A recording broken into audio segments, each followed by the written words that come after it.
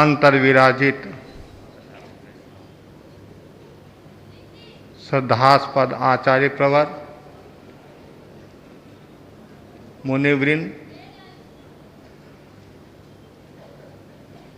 उपस्थित धर्म प्रेमी भाइयों और बहनों, जैन विद्या कार्यशाला का विषय है चारित्र संपन्नता। अध्यात्म की गोष्ठी चल रही थी, उसमें एक प्रश्न उपस्थित हुआ, व्यक्ति की पहचान किससे होती है? किसी ने कहा धन से होती है, किसी ने कहा सत्ता से होती है, किसी ने कहा शक्ति से होती है, किसी ने कहा वैभव से होती है, किसी ने कहा वेशभूषा से होती है। तब अध्यात्म के आचार्य ने कहा व्यक्ति की जो पहचान है वह वेशभूषा से नहीं, धन दौलत से नहीं, सत्ता वैभव से नहीं होती है। तब शिष्यों ने कहा गुरुदेव अब आप ही बताइए व्यक्ति की पहचान किससे होती है? अध्यात्म के आचार्य ने कहा व्यक्ति की पहचान चारित्र से होती है। दुनिया में चारित्र का बहुत बड़ा मूल्य है। जिसके पास में चारित्र रूपी धन होता है, चारित्र रूपी हीरा होता है, चारित्र रूपी मणि होती है, उस व्यक्ति को कोई खतरा नहीं होता। बड़ा ही सुंदर कहा गया है, वृत्तं यत्नेन संरक्षेत वित्त मायाति याति च अक्षीणो वित्तत क्षीणो वृत्तस्तु हतो हत। यत्न पूर्वक चारित्र की रक्षा करनी चाहिए। धन तो आता है चला जाता है, धनहीन व्यक्ति वास्तव में क्षीण नहीं है, किंतु जो चारित्र से क्षीण हो गया है वह वास्तव में क्षीण है। बार बार कहा जाता है चारित्र की रक्षा करो। कोई व्यक्ति पहाड़ से गिरता है, वह एक बार मरने की संभावना रहती है, लेकिन जो चारित्र रूपी पहाड़ से गिर जाता है उसके एक नहीं 1000 जन्म बिगड़ जाते हैं। परम पूज्य आचार्य तुलसी ने भी कहा था है रुपया 99। कालगुनी राज ने भी फरमाया था चारित्र है वो 99 रुपये, ज्ञान है वह 1 रुपया है। तो चारित्र का कितना बड़ा मूल्य है, चारित्र की कितनी बड़ी संपदा है और चारित्र का कितना बड़ा वैभव है। एक शब्द होता है चरित्र, एक होता है चारित्र। जैन दर्शन में एक ही बात है, लेकिन व्यवहार में चरित्र के अर्थ में चरित्र का अर्थ बताया है वह एक दृष्टि से यह बताया गया है कि व्यक्ति का जीवन वृत्त लिखना, कि भाई चरित्र लिखो। और जैन दर्शन के अनुसार चरित्र और चारित्र एक ही बात है, तो चारित्र का बहुत बड़ा मूल्य है। अब चारित्र का अर्थ क्या है? चारित्र का अर्थ है संयम में पराक्रम करना। और ऐसे भी बताया गया है कषाय मुक्ति ही चारित्र है। चारित्र का अर्थ संयम भी है, प्रत्याख्यान भी है, और चारित्र की जो प्राप्ति होती है वह प्राप्ति कब होती है? चारित्र की मोहनीय कर्म का आंशिक या पूर्ण विलय होता है, तब चारित्र की प्राप्ति होती है। जिसके कषाय मंद रहते हैं उस व्यक्ति को चारित्र प्राप्त होता है। प्रबल पुण्यदेह होता है, चारित्र मोहनीय कर्म का क्षोषम होता है, तब जीव को चारित्र की प्राप्ति होती है। बार बार भावना भाते हैं। श्रावक के जो 3 मनोरथ हैं उसमें एक मनोरथ ये है, कब मैं गृहस्थ जीवन छोड़कर साधुत्व को स्वीकार करूं, साधु बनूं, अनगार बनूं। तो भगवान महावीर ने चारित्र का बहुत बड़ा मूल्य बताया है। जो व्यक्ति चारित्र में लीन रहता है वह शैलेशी अवस्था को प्राप्त होता है और कर्मों का क्षय करता है। अंत में वह संपूर्ण कर्मों का क्षय करके जीव सिद्ध बुद्ध मुक्त हो जाता है। चारित्र 5 बताए हैं। सामायिक चारित्र, छेदोपस्थापनीय चारित्र, परिहार विशुद्धि चारित्र, सूक्ष्म संप्राय चारित्र, यथाख्यात चारित्र। उनमें पहला जो चारित्र है वह है सामायिक चारित्र। सामायिक चारित्र से तात्पर्य है समस्त पापकारी प्रवृत्ति का त्याग, सावध्य प्रवृत्ति का त्याग। संसार की जितनी जो प्रवृत्तियां हैं, हिंसात्मक जो प्रवृत्तियां हैं, उन सब प्रवृत्तियों का त्याग करना। चारित्र धर्म का ये पहला जो चारित्र है सामायिक चारित्र। और ऐसे सामायिक का मतलब क्या है? समता में लीन रहना। और समता में लीन कौन रहेगा? जो हिंसा आदि से उपरत रहेगा, हिंसा आदि से दूर रहता है, वह समता की साधना करता है। और जो समता की साधना करता है और समस्त पापकारी प्रवृत्ति का त्याग करता है, वह सामायिक चारित्र का अधिकारी होता है। सामायिक चारित्र महावीर क्षेत्र में शाश्वत है। भरत क्षेत्र, ऐरावत क्षेत्र में भी सामायिक चारित्र होता है। पहले जो तीर्थंकर और छले जो तीर्थंकर, 2 तीर्थंकरों के समय सामायिक चारित्र कुछ समय के लिए रहता है और दूसरे तीर्थंकर से लेकर 23वें तीर्थंकर तक सामायिक चारित्र आजीवन रहता है। इत्वरिक यावत कथिक, कुछ समय के लिए और यावत जीवन के लिए। इत्वरिक से तात्पर्य है जब आचार्य या भगवान दीक्षा देते हैं, सबसे पहले सामायिक चारित्र होता है और सामायिक चारित्र के बाद में छेदोपस्थापनीय चारित्र आता है। जब तक छेदोपस्थापनीय चारित्र नहीं आता है तब तक सामायिक चारित्र रहता है। और सामायिक चारित्र स्वीकार किया और 8वें दिन दीक्षा हो जाती है, तब वह छेदोपस्थापनीय चारित्र आ जाता है।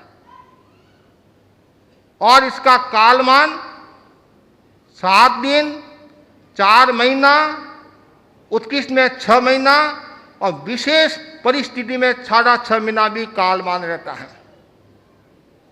सामायिक चारित्र 6ठे गुणस्थान से लेकर 9वें गुणस्थान तक रहता है। सामायिक चारित्र वाला यदि संपूर्ण रूप से जागरूकता के साथ यदि साधना करता है, वह 26वें देवलोक तक भी जा सकता है। और सामायिक चारित्र के बारे में आगे और बताया है। ये इसमें जो त्याग कराया जाता है वो संक्षिप्त में त्याग कराया जाता है, संक्षेप में त्याग कराया जाता है। और सामायिक चारित्र के बारे में बताया गया है, जगन्य 2000 से 9000 तक साधु साधी इसमें रह सकते हैं। जगन्य साधु कितने? 2000 और उत्कृष्ट में 9000। और सामायिक चारित्र की साधना करने वाला साधक साधु यदि साधना में लीन रहता है और अपने आप को भावित करता रहता है तो वह और आगे बढ़ता है और अपनी आत्मा का संपूर्ण विकास भी कर सकता है। सामायिक चारित्र के बाद में छेदोपस्थापनीय चारित्र आता है। छेदोपस्थापनीय चारित्र से तात्पर्य है जिसमें सामायिक चारित्र की पर्याय का छेद और महावर्तों का पुनः उपस्थापन किया जाता है, वह छेदोपस्थापनीय चारित्र कहा जाता है, जिसे हम बड़ी दीक्षा कहते हैं। जैसे मैंने पहले आपको बताया, 8वें दिन यदि दीक्षा हो जाती है तो बड़ी दीक्षा हो गई, और बड़ी दीक्षा होते ही वह छेदोपस्थापनीय चारित्र में आ जाता है। और आपके ध्यान में रखने की बात है, जब तक छेदोपस्थापनीय चारित्र नहीं आता है तब तक जो सामायिक चारित्र वाला साधु है वह गोचरी करके लाता है तो वह गोचरी खुद ही खा सकता है, छेदोपस्थापनीय चारित्र वाला सकता है। लेकिन छेदोपस्थापनीय चारित्र वाला सामायिक चारित्र वाले को गोचरी लाकर दे सकता है। यह ध्यान में रखने की बात है। और जैसे ही उनकी बड़ी दीक्षा होती है और बड़ी दीक्षा होने के बाद में फिर उसका लाया हुआ हम भी आहार कर सकते हैं। और छेदोपस्थापनीय चारित्र और यदि नहीं आता है और कालमान यदि 6 महीना हो गया है तो पुनः उसको गृहस्थ जीवन में जाना होता है। और छेदोपस्थापनीय चारित्र के नियम क्या है? पहला नियम यह है, पूर्ण प्रतिक्रमण आना। पूर्ण प्रतिक्रमण आ गया, बड़ी दीक्षा होती वह छेदोपस्थापनीय चारित्र का अधिकारी हो जाएगा। और कई बार ऐसा होता है, जैसे बेटे ने पहले दीक्षा ली और निकट भविष्य में बाप दीक्षा लेने वाला है, तो आचार्य यदि उचित समझे और पिता को यदि बड़ा रखना है, बाप को बड़ा रखना है, तो बाप को दीक्षा देंगे, उसके बाद में बड़ी दीक्षा पहले बाप को दे देंगे और बाप बड़ा हो जाएगा, उसके बाद में बेटे की दीक्षा। ऐसा भी उल्लेख ऐसा भी नियम है। जैसे संभवतः जीत मल्ली स्वामी की दीक्षा हुई और जीत मल्ली स्वामी से बड़े कौन थे? भीमजी स्वामी थे। तो भीमजी स्वामी को बड़ा रखने के लिए, जबकि दीक्षा पहले किसने ली? जीत मल्ली स्वामी ने ली। सामायिक चारित्र जीत मल्ली स्वामी ने लिया, लेकिन भीमजी स्वामी को बड़ा रखने के लिए छेदोपस्थापनीय चारित्र उनको बाद में दिया गया। ये भी आपके ध्यान में रखने की बात है। तो छेदोपस्थापनीय चारित्र का भी बहुत बड़ा मूल्य होता है। और छेदोपस्थापनीय चारित्र भी 2 प्रकार का होता है। एक होता है सातिचार, अतिसार सहित। एक होता है निरतिचार। 2 प्रकार का होता है। इसमें बताया गया है, शिष्य को विस्तार से महावर्तों का उपस्थापन दी जाने पर बड़ी दीक्षा, और एक तीर्थ से दूसरे तीर्थ में जाने पर, उदाहरण के लिए निरतिचार का उदाहरण। निरतिचार का मतलब क्या है? कोई दोष नहीं लगाया, शुद्ध साधु है, 23वें तीर्थंकर के साधु। कौन? केशी स्वामी। केशी स्वामी भगवान महावीर की परंपरा में दीक्षित हुए। तो ये कौन हो गया? निरतिचार। उन्होंने पहले दीक्षा ले रखी है, शुद्ध है, और वो सामायिक चारित्र वाले थे। कौन?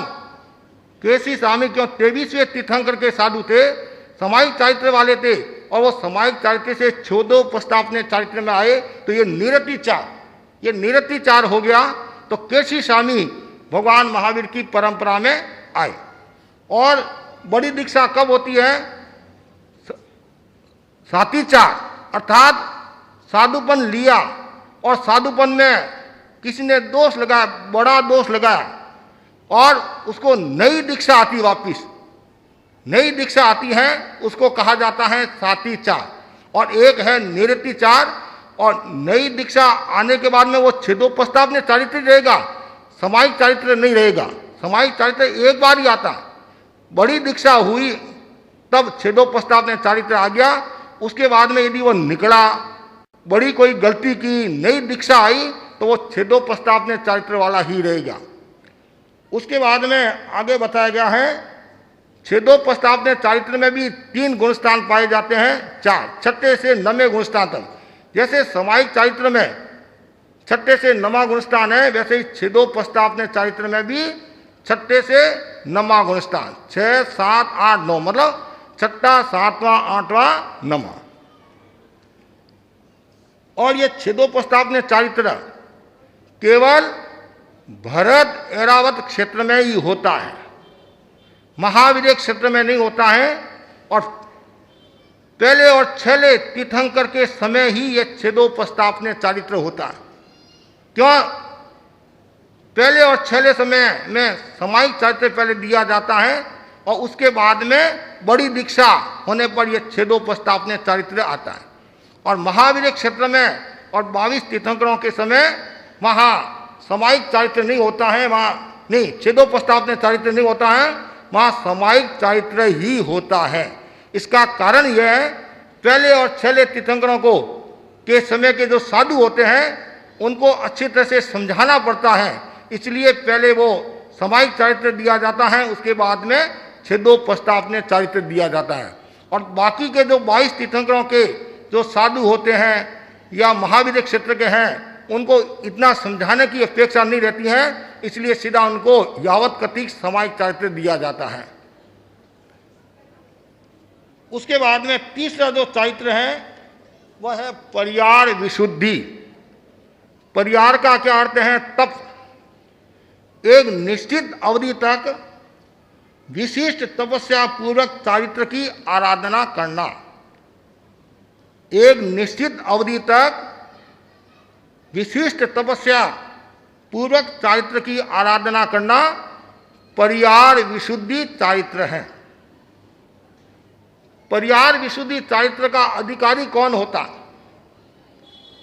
ऐसा बताया गया है, कम से कम 20 वर्ष का जो दीक्षित साधु होता है, 20 वर्ष की पर्याय वाला साधु ही परियार विशुद्धि चारित्र को स्वीकार कर सकता है। और इसका नियम भी है, इतना ज्ञान 14 जो पूर्व होते हैं उनमें 9 पूर्व की तीसरी आचार वस्तु तक का इतना ज्ञान होने पर ही यह परियार विशुद्धि चारित्र आता है। और परियार विशुद्धि चारित्र का जो समय है वो 18 महीनों का समय होता है। कितने महीनों का? 18 महीनों का समय होता है। और इसकी जो विधि है, 9 साधु तप की आराधना करते हैं, उनमें पहले 4 साधु तपस्या करते हैं, 4 साधु उसकी सेवा करते हैं, और 1 साधु व्यवस्थापक के रूप में होता है, आचार्य के रूप में होता है, आज्ञा आलोड़ा के रूप में होता है।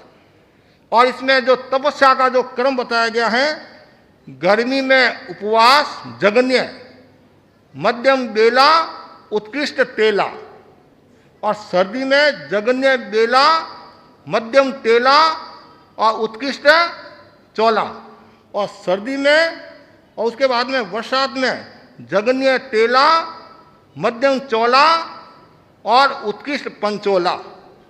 ऐसे 6 महीने की साधना होती है 4 साधुओं की। और जो 4 साधु जो तपस्या करते हैं और 4 साधु जो सेवा करते हैं और 1 आचार्य होता है। और जो 4 साधु जो तपस्या करने वाले हैं उनकी तपस्या पूरी हुई, और जो 4 साधु जो सेवा करने वाले होते हैं वो 4 साधु वापी तपस्या करते हैं और 4 उनकी सेवा करते हैं और आचार्य वो ही रहता है। और फिर आचार्य तपस्या करते हैं और ये 8 साधु सेवा करते हैं, उनमें से एक को व्यवस्थापक नियुक्त किया जाता है। तो कितने हो गए? 6 महीना 6 महीना 6 महीना। 4 साधु 6 महीना तपस्या करते हैं, 6 महीना, फिर 4 साधु 6 महीना तपस्या, फिर एक साधु कितनी महीना तपस्या करता है? 6 महीना। कितने महीने हो गए कुल मिलाकर? 18 महीना। 9 साधु और जगन्य गर्मी में उपवास, मध्य में बेला और उत्कृष्ट में तेला, सर्दी में बेला तेला चोला और बरसात में तेला चोला पंचोला। और ये जो साधना तीर्थंकर जो मौजूद होते हैं उसमें ये साधना होती है, या तीर्थंकर के द्वारा कोई दीक्षित है उसने साधना की है, उस साधक के पास में ये तप किया जा सकता है।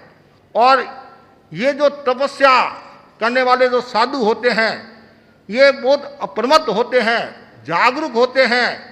यहाँ तक बताया गया है कैसी भी परिस्थिति आ जाए अपवाद मार्ग का भी वो सेवा नहीं करते। यहाँ तक कि आँख में यदि कचरा पड़ गया, मैल पड़ गया तो भी वो नहीं निकालते हैं। बहुत बड़ी साधना, शरीर का सार संभाल नहीं करते हैं और न तो नया कोई अध्ययन नहीं करते हैं। ये साधु नया अध्ययन भी नहीं करते हैं और इस चारित्र की आराधना केवल साधु ही करते हैं, साध्वियाँ नहीं करती हैं। अब ये साधु पुनः संघ में आ जाते हैं या वापिस इस पर्याय विशुद्धि की साधना करते हैं और कुछ जिन कल्पी साधु भी बन जाते हैं। और ये आयुष्य पूर्ण होने पर उत्कृष्ट में 8वें स्वर्ग तक जा सकते हैं, 8वें स्वर्ग तक जा सकते हैं। और उसके बाद में चौथा जो चारित्र है वह चारित्र कौन सा है? सूक्ष्म संप्रदाय चारित्र। सूक्ष्म संप्रदाय चारित्र से तात्पर्य यह है जिसके सूक्ष्म राग शेष रहता है वह सूक्ष्म चारित्र कहलाता है। जिसके सूक्ष्म राग शेष रहता है उसका नाम है सूक्ष्म संप्रदाय चारित्र। संप्रदाय का मतलब है कषाय, जिनके अल्प कषाय रहता है। आप जानते हैं 16 प्रकृतियां यानी अनंतानुबंधी क्रोध मान माया लोभ, अप्रत्याख्यान क्रोध मान माया लोभ, प्रत्याख्यान क्रोध मान माया लोभ, संज्वलन क्रोध मान माया लोभ। 16 प्रकृतियां में से एक संज्वलन लोभ है, वह 10वें गुणस्थान तक रहता है, बाकी के 9वें गुणस्थान में ही उनका। तो इसलिए थोड़ा सा राग रहता है, उसका नाम क्या है? सूक्ष्म संप्रदाय गुणस्थान, ये चारित्र। और सूक्ष्म संप्रदाय चारित्र बहुत बड़ा चारित्र है और इसकी साधना करने वाला, निर्मल साधना करने वाला जीव 5 अनुत्तर विमान को प्राप्त होता है मरकर। और उसके बाद में 5वां जो चारित्र आता है वह है यथाख्यात चारित्र। वीतराग के परिपूर्ण चारित्र को यथाख्यात चारित्र कहा गया है। जो जैसा कहा है वैसा करता है, जो जैसा कहता है वैसा करता है और एकदम यथार्थ कहता है, उसका नाम है यथाख्यात। ख्यात मैंने कहना, जो जैसा कहता है वैसा करता है। कुछ लोग ऐसे होते हैं कहते क्या है और करते क्या है।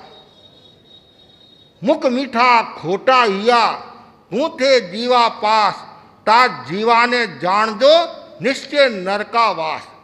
जो ऊपर से मीठा बोलता है और अंदर से छुरी का काम करता है, वे जीव मरकर दुर्गति में जाते हैं, अधोगति में जाते हैं।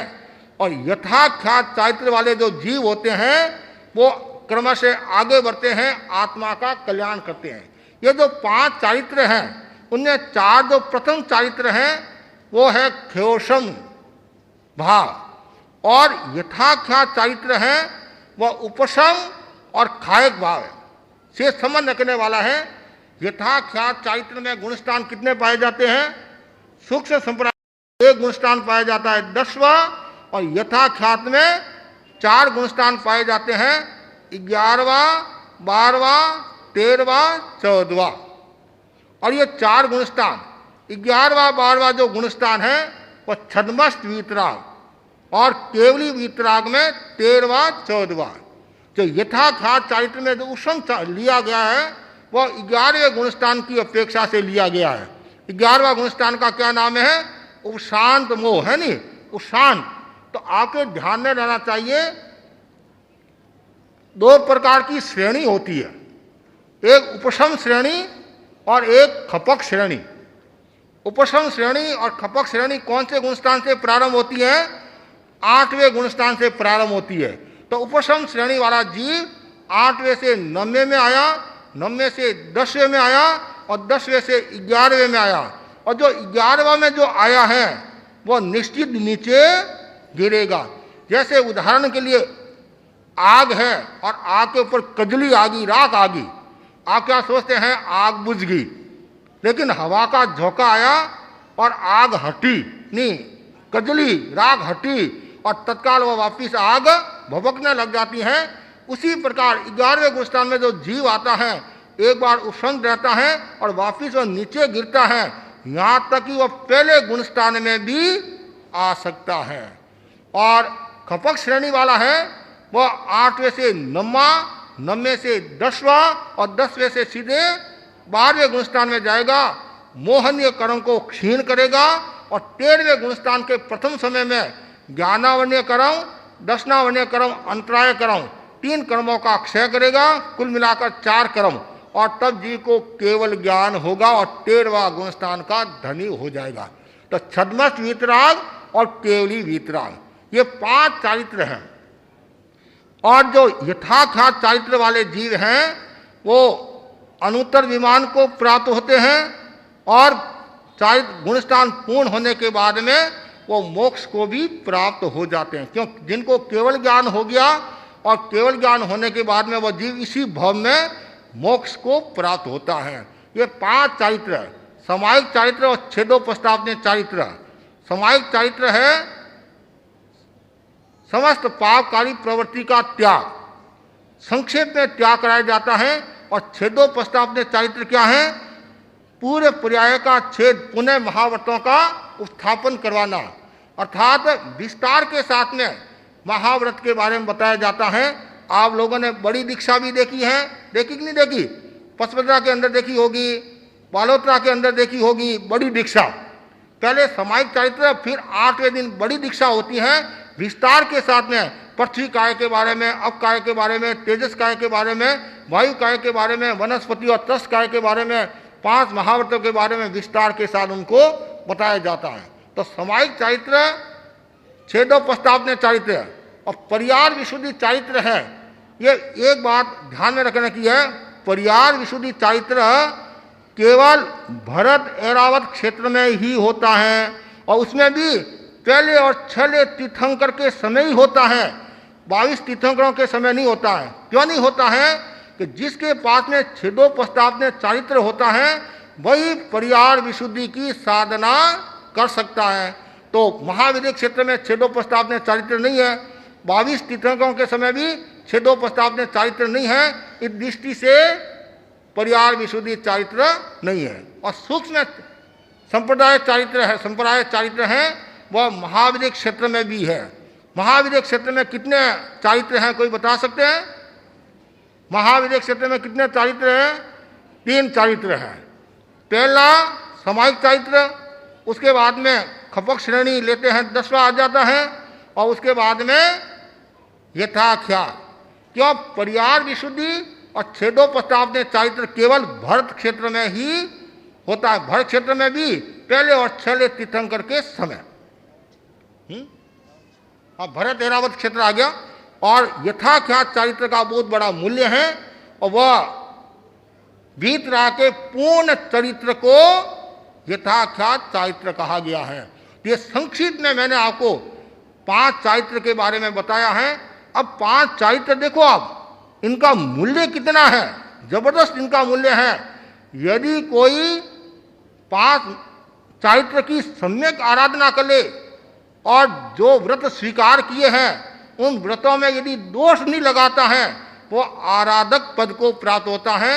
वह वैमानिक गति को प्राप्त होता है, और यदि राग देश को समाप्त कर लेता है तो वो मोक्ष को भी प्राप्त हो जाता है। कितना बड़ा मूल्य है, चारित्र का बहुत बड़ा मूल्य है। इसलिए कहा गया है चारित्र की साधना करो, चारित्र को प्राप्त करो। हर पल हर क्षण ये भावना भाव, मुझे साधुपन आए, साधुपन आए, साधुपन आए, और बार बार जो भावना भाता है तो वह समझना चाहिए वह शीघ्र ही चारित्र धर्म की आराधना कर सकता है और अपनी मंजिल को प्राप्त कर सकता है, इच्छित मंजिल को प्राप्त कर सकता है। अब चारित्र के बारे में बताया गया है कि जिसने चारित्र स्वीकार किया है, जिसने व्रत स्वीकार किया है, महाव्रत स्वीकार किया है, उनने पूर्ण सजगता रखनी चाहिए। और आप जानते हैं साधु सब तरह के होते हैं, पूनम के चंद्रमा के समान भी होते हैं, बीज के चंद्रमा के समान भी होते हैं। किसी से गलती भी हो जाती है। कुछ लोग कहते हैं कि ये साधु ढीला है, शिथिल है, और ऐसा कभी नहीं कहना चाहिए। गलती किसी से भी हो सकती है। कुछ कहते हैं अरे इसने संगठा कर दिया और इसका साधुपना भंग हो गया। ऐसे साधुपना भंग नहीं होता। कोई पेंसिल थोड़ी है जिसको तोड़ दिया है, ऐसे साधुपना भंग नहीं होता है। साधुपना कब जाता है मैंने बताया नहीं, कोई बड़ा दोष लगाता है या गलत परूपणा स्थापित करता है। जैसे उदाहरण के लिए आपने नाम सुना होगा कमल प्रभ आचार्य का। बहुत बड़े संत हुए हैं, आचार्य हुए हैं। यहाँ तक कहा जाता है उन्होंने इतने कर्म किए, दलिक तीर्थंकर नाम गोत्र के दलिक कर्म, निकासित नहीं दलिक, लेकिन उन्होंने एक गलत धारणा, गलत कर ली। किसी बहन ने संगठा किया, किसी बहन ने संगठा किया तो श्रावकों ने कहा कि मेरा संगठा हुआ है, प्रायश्चित कर लो। तो कमल प्रभ आचार्य ने कहा कोई खास बात नहीं है, कोई खास बात नहीं है। इतना कह दिया उन्होंने और गलत परूपणा कर दी, और वो दीर्घ जीवी मतलब अनंत संसारी हो गए। इसलिए कभी भी गलत परूपणा नहीं करना, सही को सही बताना, गलत को गलत बताना। मिथ्यात्व के जो 10 भेद बताए नहीं, कि धर्म को अधर्म, अधर्म को धर्म बताना। कई बार मोह के वशीभूत होकर, आग्रह के वशीभूत होकर, अज्ञान के वशीभूत होकर क्या करते हैं, आप गलत बता देते हैं, और मोह के वशीभूत होकर गलत बता देते हैं। मैं जो कह रहा वह सही है। एक होता है कुएं का मेढक, कुएं का मेढक होता नहीं, वो क्या सोचता है बस यही संसार है और इसे बढ़कर और कुछ नहीं है।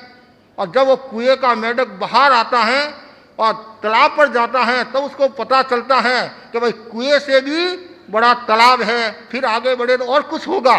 तो हमारा ज्ञान कितना संक्षिप्त है, बहुत थोड़ा सा ज्ञान है, लेकिन कभी भी गलत अवधारणा, गलत परूपणा नहीं करना।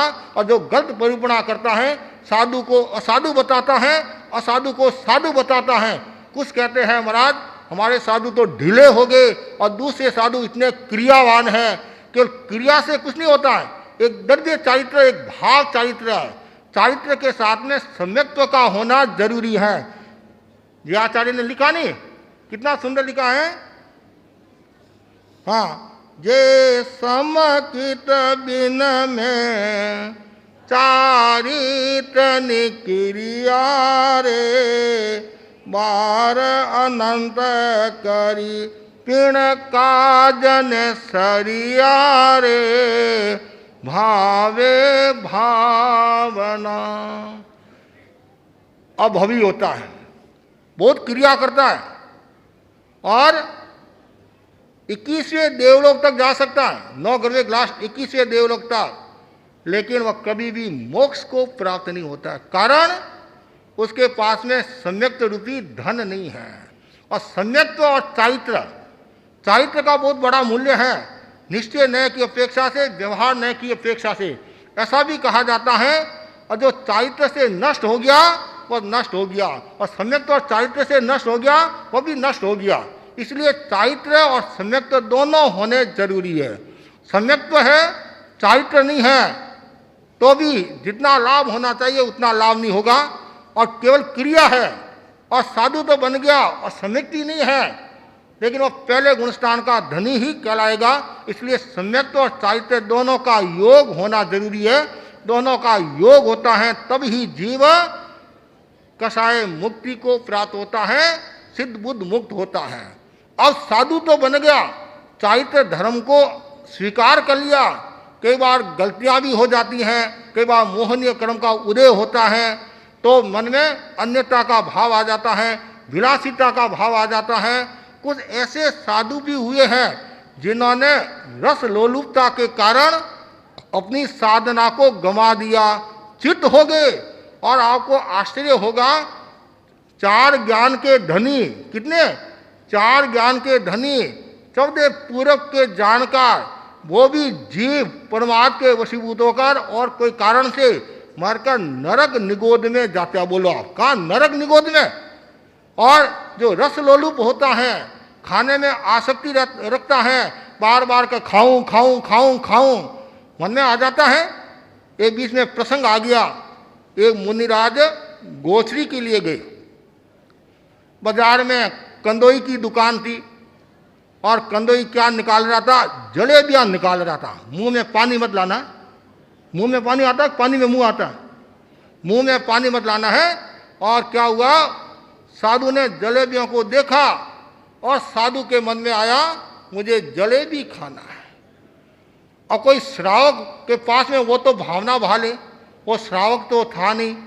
अब वो बार बार जलेबी को देखता है, दुकान में जो जलेबी थी बार बार देखता है, वह इधर से उधर उधर से उधर घूम रहा है कि भाई कंदोई हलवाई भावना भाए और मैं व्रत निभ जाऊं। वहाँ कोई समझदार श्रावक उधर से निकला, उसने सोचा महाराज के जलेबी की अपेक्षा है, महाराज के जलेबी की अपेक्षा है, इनके मन में जलेबी खाने की इच्छा हो गई है। तो उस कंदई को इशारा कर दिया कि महाराज को तुम जलेबी बाद में हिसाब में कर लूँगा। तो जलेबी बहरा दी और जलेबी लेकर आए, उन्होंने जलेबी खाई। और शाम को श्रावक जी प्रतिगमन करने के लिए आए और श्रावक जी ने क्या कहा उस साधु को कि महाराज अब मीठा की अंतराय टूटी, मीठा की अंतराय टूटी, मतलब जलेबी की आपके अंतराय टूट गई। जैसे ये बात तत्काल मुनि के मन में एक घृणा का भाव है। और साधु ने श्रावक को कहा आप थोड़ी देर रुको और मैं अभी आता हूं। अंदर गए, गुरुजी के पास में गए, गुरुजी को सारी बात बताई और कहा आज से मिठाई खाने का त्याग करा दो। अब वापिस आए और कहा मैंने बिगे का त्याग कर दिया है, मिठाई का त्याग कर दिया है। तो कुछ ऐसे श्रावक भी हुए कि भाई साधु को संयम में स्थिर करना, संयम में स्थिर करना, तो ऐसे साधु तो बहुत कम होते हैं। और ज़्यादा ऐसे भी श्रावक होते हैं कि कई बार साधु को भी साधना से च्युत कर लेते हैं, मोह के वशीभूत होकर। हाँ महाराज ये भी कड़पता है, ये भी कड़पता है, ये भी कड़पता है। इसलिए कहा गया है श्रावकों को भी जानकारी होनी चाहिए, श्रावक जीवन की भी और साधु जीवन की। श्रावक के बारे में भी, श्रावक के गुण क्या है और साधु के गुण क्या हैं और साधु के नियम क्या हैं, साधु की मर्यादा क्या है, परंपरा क्या है, इन सब का बोध होना चाहिए। तो मैं आपको बता रहा था कि जो चारित्र धर्म से भ्रष्ट हो जाता है तो वो सबसे भ्रष्ट हो गया। और रस लोलुपता भी एक कारण होता है जिसके कारण वो साधना से च्युत हो जाता है। उदाहरण आता है, कुंडरीक और पुंडरीक का नाम सुना होगा आपने। कुंडरीक और पुंडरीक 2 भाई थे। कुंडरीक और पुंडरीक के पिता ने दीक्षा ली। दीक्षा लेने के बाद में पुनः वे अपनी नगरी में आए और अपने पुत्रों को उपदेश दिया कि तुम भी दीक्षा लो, आत्म साधना करो और कर्म मुक्ति को प्राप्त हो। 2 भाई थे, उनमें एक भाई के मन में वैराग्य का भाव जागा। आप घर में 5 सदस्य हैं, 10 सदस्य हैं, सबके मन में वैराग्य का भाव जागृत नहीं होता है। कोई हलू कर्मी होता है, वही जीव साधुत्व को प्राप्त होता है, साधु बनता है। तो जो कुंडरीक थे उनके मन में आया मेरे बाप ने दीक्षा ली है, मैं भी बाप के पद चिन्हों पर चलूं, आत्मा का कल्याण करूं। तो कुंडरीक ने दीक्षा ली और पुंडरीक राजा बने। पुंडरीक क्या बने? राजा बने। और पुंडरीक अपनी साधना करे हैं, साधवाचार्य में सजग रहते हुए आगे बढ़ रहे हैं, ज्ञान दर्शन चारित्र तक की आराधना करे हैं। करते करते 1000 वर्ष हो गए। कितने? पुराने समय में तो खूब काल होता था, खूब आयुष्य होता था, तो 1000 वर्ष की साधना को पूर्ण हो गए करीबन। इतने में क्या होता है? शरीर में वेदना होगी। और आप जानते हैं औदारी शरीर की वेदना होती है, बैकरी शरीर की तो वेदना होती नहीं है। और इतनी वेदना हुई, वेदना में शरीर काफी कमजोर हो गया। जब उनके भाई पुंडरीक को पता चला कि मेरा जो संसार पक्ष भाई साधु बना है, अस्वस्थ हो गए हैं, तो मेरा कर्तव्य है कि मैं मेरी नगरी में बुलाऊं। कई बार आप भी अर्ज करते नहीं कि महाराज आप जसोल पधारो, यहाँ साता है, यहाँ दवाई भी मिलती है, पथ परहेज भी है, श्रावक भी साताकारी है और आपके साधना भी अच्छी होगी। कई बार छोटे गांव में कोई साधु बीमार हो जाता है तो बड़े गांव के श्रावक अर्ज करते हैं और शहर में पधार जाओ, वहाँ अच्छी तरह से आके चिकित्सा हो जाएगी। तो वैसे ही पुंडरीक ने पुंडरीक को निवेदन किया कि आप मेरी नगरी में पधारो। एक तरफ तो भाई था और एक तरफ मुनि के नाते, और मुनि ने भाई की बात को स्वीकार किया और कहा ठीक है, तुम्हारी भावना है तो मैं नगरी में आने का भाव रखता हूँ। नगरी में आ गए, चिकित्सा प्रारंभ हुई, पथ परहेज भी मिलने लगा, धीरे धीरे शरीर स्वस्थ होने लगा। 1 महीना हो गया, 2 महीना हो गया, 3 महीना हो गए। एक तो मैं कहता हूं विहार करने का भाव है, और एक आप मेरे को पूछते हैं कि महाराज कब विहार करे हो। इसमें आधी बात हो जाती है। जवाई कहता है मैं अभी जा रहा हूं, और ससुर जी कहते हैं, सासू जी कहते हैं कि जवाई जी कब जा रहे हो। आधी बात हो जाती है, आधी बात हो जाती है। तो इसलिए कहा गया है कि जवाई भी ससुराल में ज्यादा नहीं रहे और साधु भी एक क्षेत्र में ज्यादा नहीं रहे। बहता पानी निर्मला पड़ा गंदीला होए, साधु तो रमता भला दाग न लागे कोई, है नहीं। साधु तो रमता अच्छा रहता है। चिकित्सा की दृष्टि से, अवस्था की दृष्टि से वो एक अलग बात है। स्वस्थ अवस्था में साधु को घूमना चाहिए और प्रचार करना चाहिए, संघ की सेवा करनी चाहिए। तो वैसे ही मुनि का शरीर स्वस्थ होने लगा और पुंडरीक ने कहा महाराज आपका शरीर कैसे है? शरीर पहले से ठीक है। ऐसे करते करते अनेक महीने बीत गए। एक दिन पुंडरीक ने पूछा कि महाराज चातुर्मास नजदीक आ रहा है, आप कब विहार करे हो? कि विहार करने का भाव तो है, अभी समय लगेगा। फिर कुछ दिनों के बाद में कहा अभी समय लगेगा। अरे महाराज चातुर्मास का समय निकट आ गया।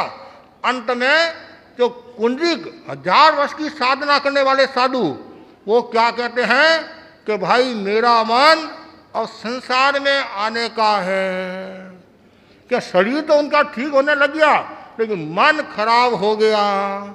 तन से मन की बीमारी खतरनाक होती है और मन से भाव की बीमारी खतरनाक होती है, कहते नहीं।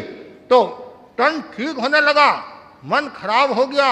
जैसे ही कहा कि मैं तो संसार में आऊंगा, राज्य करूंगा, जैसे ये कहा और भाई का माथा ठनका।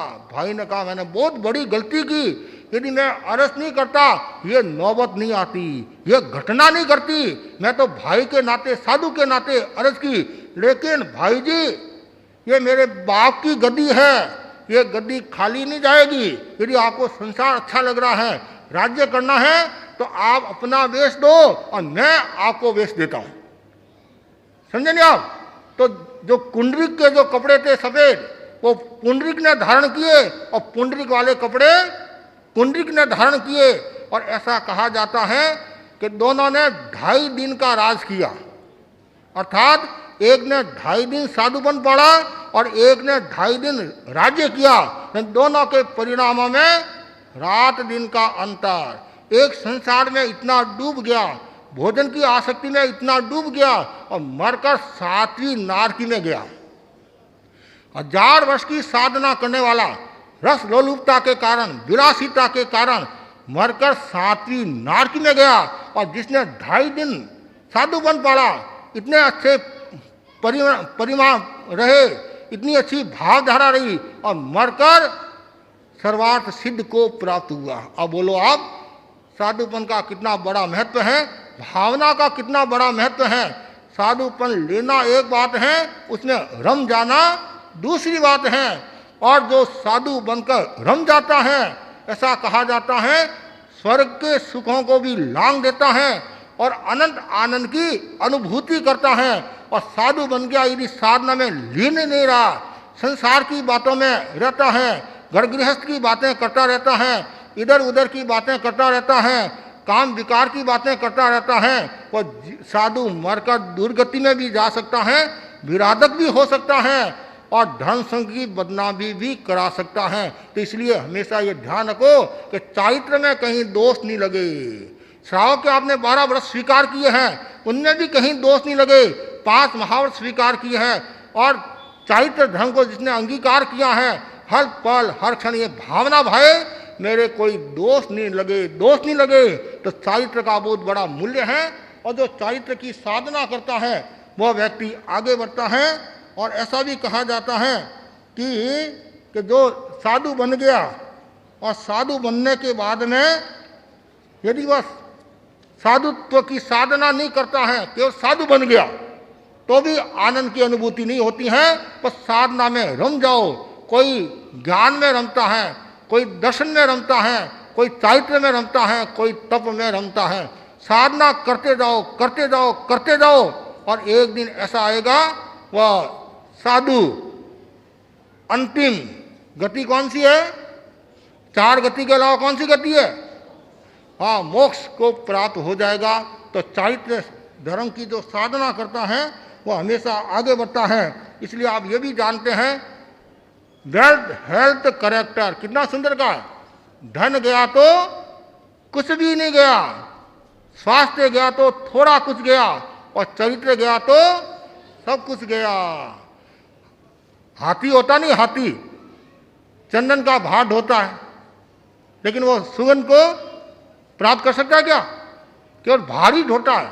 तो वैसे ही जो साधु बन गया, केवल चारित्र का भारी ढोता है, तो इतना मूल्य नहीं होता है। भार नहीं ढोना है, साधुत्व को समझना है, चारित्र को समझना है, ज्ञान को समझना है, और समझने के बाद में फिर आगे बढ़ना है। तो आचार्य महासमन जी बार बार फरमाते हैं, और आचार्य तुलसी जन्म शताब्दी आ रही हैं, और गुरुदेव की इच्छा है कि कम से कम 100 दीक्षाएं हो। कितनी दीक्षाएं? 100 दीक्षाएं हो। और तैयार होंगे तभी दीक्षा होगी, नहीं आप यदि तैयार नहीं होंगे तो कहाँ से दीक्षा होगी? और आज आपने चारित्र धर्म के बारे में सुना, चारित्र का कितना बड़ा मूल्य है, बहुत बड़ा मूल्य है। एक बार यदि चारित्र आ जाए, साधु बना आ जाए, तो कहते नहीं सामायिक चारित्र छेदो प्रस्ताव में आ जाता नहीं चारित्र। तो साधु के उत्कृष्ट भाव कितने? 7 8 ऐसे 15 भाव में वो मोक्ष को प्राप्त हो जाता है। और यथा क्या चारित्र आ जाए, भरत क्षेत्र में तो मुश्किल है अभी तो, और महाविद्य क्षेत्र में यदि यथा क्या चारित्र आ जाए तो क्या होता है, या तो इस भाव में या तीसरे भाव में मोक्ष को प्राप्त हो जाता है। मोक्ष किस किस को जाना है? कुछ लोगों को जाना है, सबको नहीं जाना है। तो मोक्ष जाना है तो आपको क्या करना होगा? साधु बनना पड़ेगा। तो कुछ लोग कहते हैं कि महाराज हम तो मरुदेवा माता की तरह मोक्ष चले जाएंगे, नानी का घर नहीं है नहीं? सब मरुदेवा माता नहीं हो सकते हैं। मरुदेवा माता ने तो बहुत कम भव किए।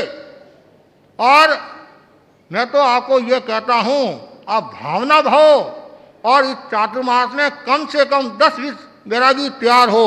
और 5 नवंबर को जो दीक्षा का कार्यक्रम है, तो ज़्यादा से ज़्यादा जसोल में दीक्षा होनी चाहिए। हमारे श्रावक कहते हैं महाराज ज़्यादा से ज़्यादा दीक्षा होनी चाहिए, 33 दीक्षा होनी चाहिए, इतनी दीक्षा होनी चाहिए। और दीक्षा आप तो कहते होनी चाहिए, लेने वाला भी तो चाहिए नहीं? लेने वाला चाहिए, देने वाले तो तैयार है, लेने वाला भी तो चाहिए नहीं? लेने वाला। और आप जानते हैं दीक्षा ऐसे नहीं देते हैं, कान्यो मान्यो कुर्तू चेले में गुर। हाँ, दीक्षित स्वामी ने कहा था, दीक्षा दीजो देख देख लेके लिखिया मोकड़ा, भेड़ा आटे कर दो मत ढाऊ मऊ ढोकड़ा। हाँ, तो दीक्षा ऐसे नहीं देते हैं, आचार्य पूरी जांच पड़ताल करके दीक्षा देते हैं, और साधु भी पूरी जांच पड़ताल करके लेता है, और वो दीक्षा में इतना रम जाता है, वो अपना अहो भाव समझता है कि मैं भाग्यशाली हूँ, मुझे चारित्र रत्न प्राप्त हुआ है, चारित्र रत्न प्राप्त हुआ है, अब मेरा समय आ गया है, अब मैं जल्दी से जल्दी कर्म क्षय करके आत्मस्वरूप को प्राप्त होऊंगा। तो आज मैंने आपको 5 चारित्र के बारे में बताया है, और चारित्र क्या है, चरित्र और चारित्र, चारित्र और कर्म, चारित्र के प्रकार, चारित्र और सम्यक्त्व, इनके बारे में संक्षिप्त मैंने आपको